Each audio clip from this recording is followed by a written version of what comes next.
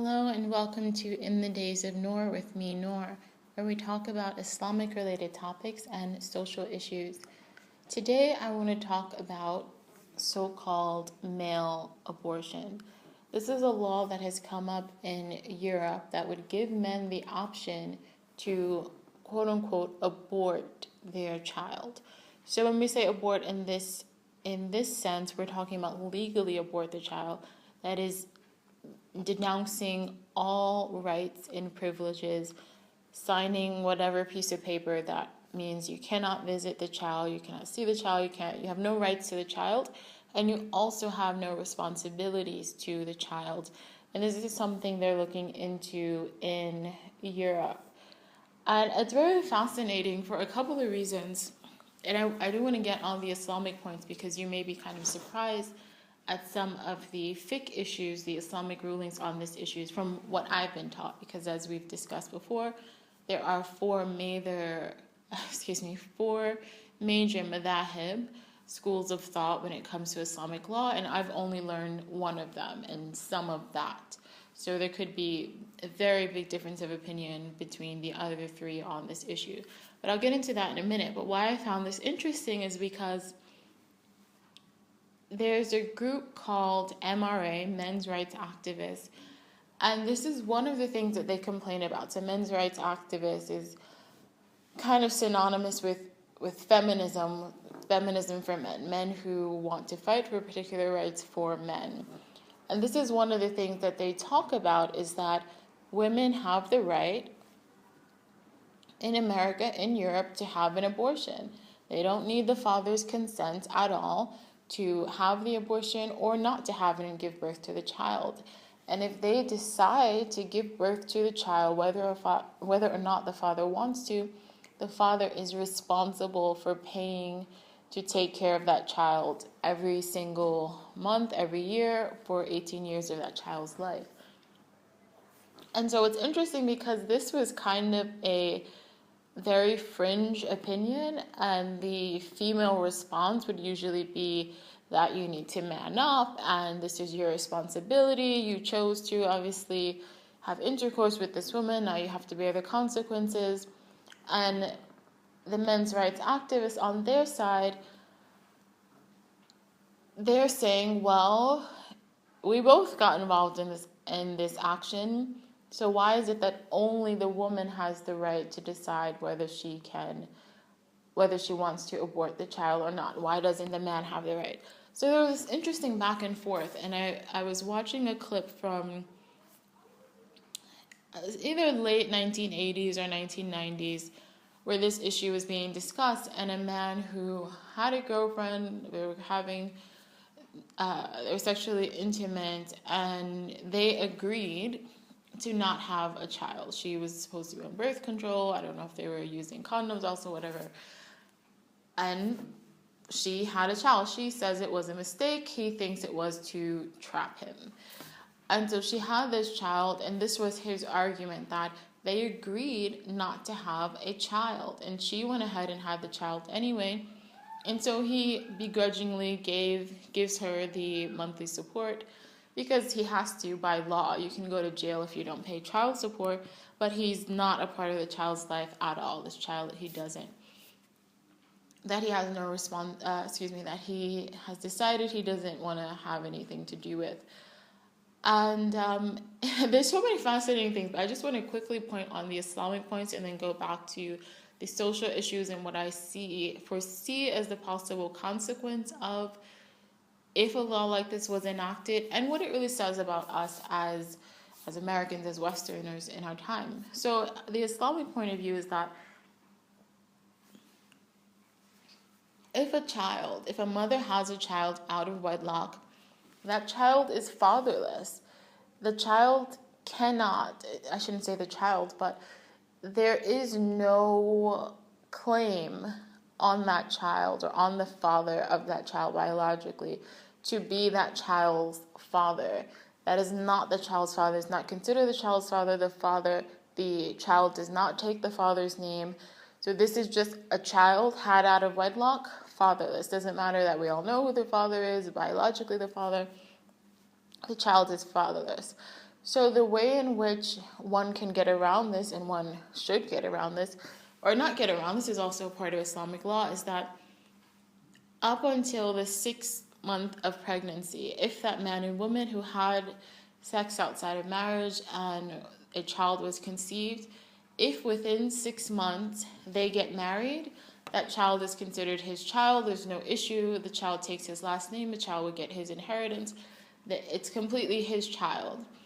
If, however, they never get married, or it happens after 6 months, whatever the case is, then the child is not considered his, but he can adopt the child. He can take on the child as a foster child. And of course, the interesting thing about law is that law is here to put lines between things, and it has to do that so that we have structure in our Islamic lives, and obviously in government as well. Law exists to put lines in between things so that we can clearly figure things out, everyone's on the same page, sort of thing.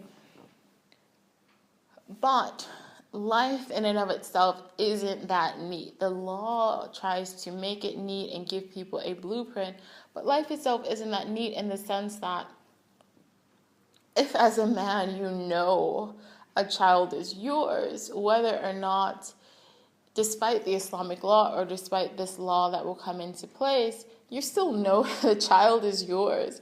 And if the mother tells the child, or someone tells the child, that you're their father, there will always be a connection. I think it would be near impossible as human beings that you know you're related to someone and feel absolutely nothing, like there doesn't matter at all.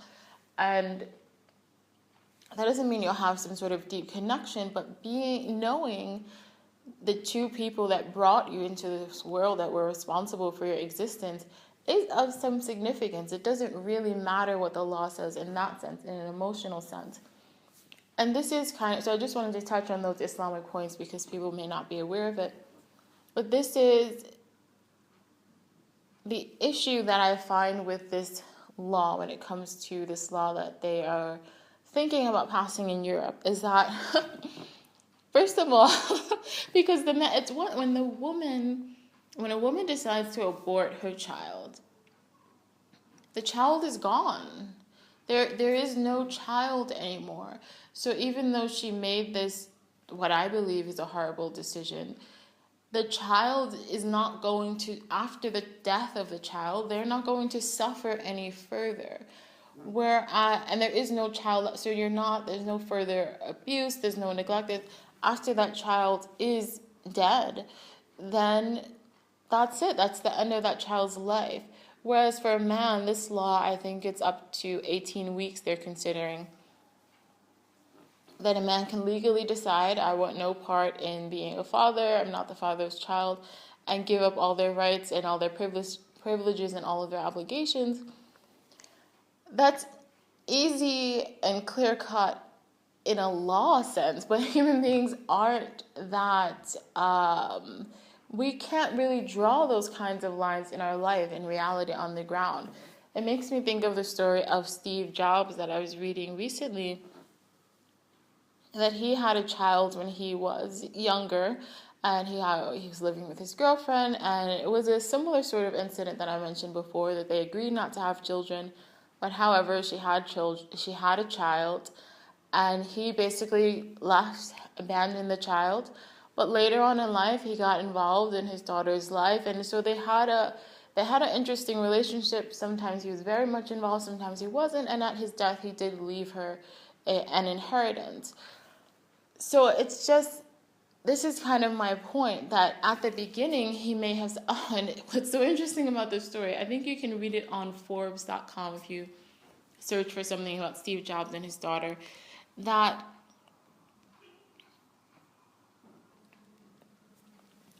so Steve Jobs, he even went so far as to say to the court that he was, in fact, I'm not sure if it's called infertile for men as well, but he could not have children.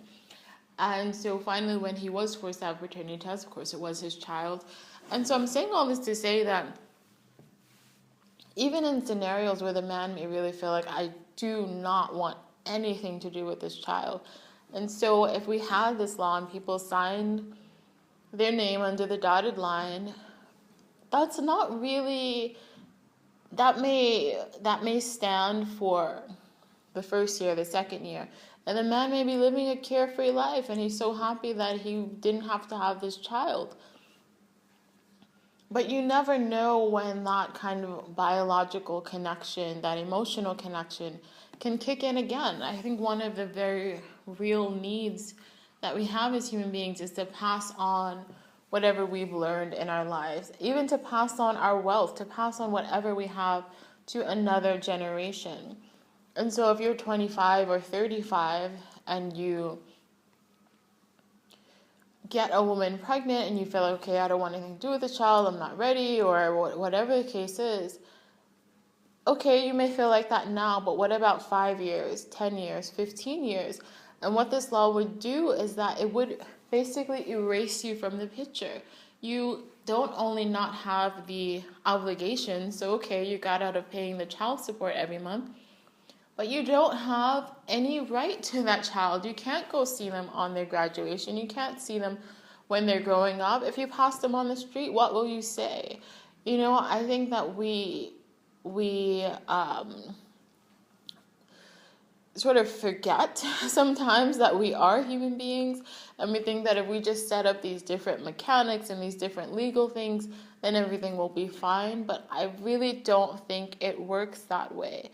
And if I was a man, so to speak, or I shouldn't say I don't want to put myself in this scenario at all, but for men who find themselves in this situation, if this law did come to pass, I think any man should think very long and hard about if they actually want to give up the right to be around, to see, to be involved in their own child's life.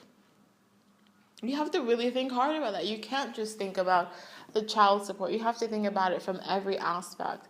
And then lastly, I just want to also mention, like, what is this doing to us? What does it say about us as a society?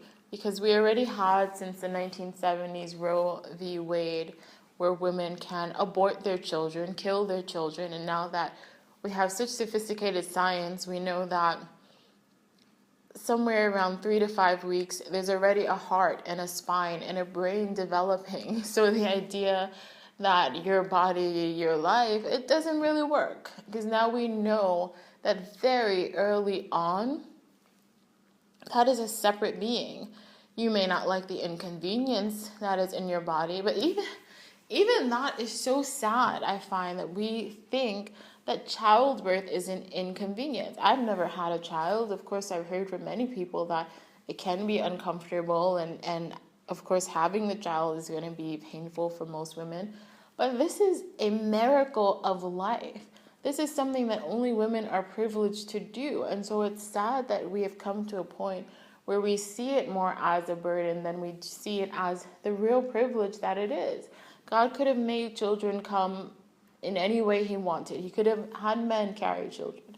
But he decided to give that privilege to women. And the fact that we are housing a child in our body doesn't give us the right to do whatever we want with the child. Something I find so interesting is that we have no problem in the West telling a pregnant woman, you cannot drink, or at least advising her very strongly, you should not drink alcohol when you're pregnant. You can damage the baby. You should not do drugs when you're pregnant. You can damage the baby.